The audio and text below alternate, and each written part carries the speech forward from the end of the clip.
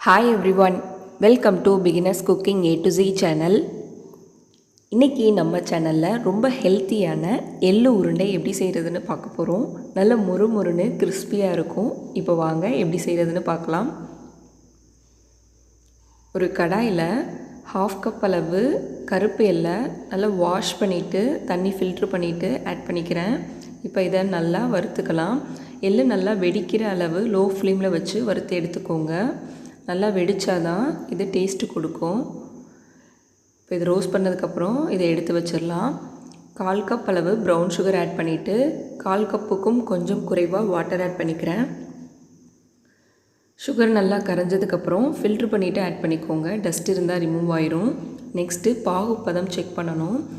இந்த மாதிரி நல்லா திக்காகி முறையாக வரும்போது கொஞ்சமாக ஒரு பவுலில் தண்ணியில் ஊற்றி பார்த்திங்கன்னா அது கல் மாதிரி உறைஞ்சி கிடக்கும்.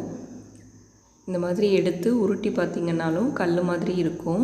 இதுதான் கரெக்டான தன்மை. இந்த ஸ்டேஜில் லோ ஃப்ளேமில் வச்சுக்கோங்க ஸ்டவ்வை. நம்ம ரோஸ்ட் பண்ணி வச்சுருந்த எள்ளை கொஞ்சம் கொஞ்சமாக சேர்த்து நல்லா மிக்ஸ் பண்ணிக்கலாம்.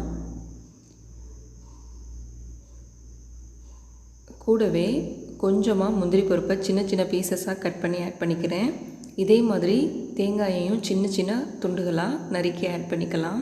இப்போ இது எல்லாத்தையும் நல்லா கலந்ததுக்கப்புறம்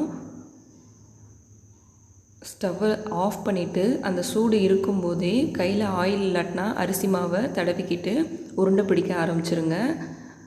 சூடு போயிடுச்சுன்னா நம்ம நல்லா உருண்டை பிடிக்க முடியாது. நான் இந்த மாதிரி சின்ன சைஸ் பாலாக உருட்டி எடுத்துக்கிறேன். இதே மாதிரி ரிமைனிங் இருக்க எல்லாத்தையும் உருண்டை பிடிச்சி எடுத்துக்கலாம்.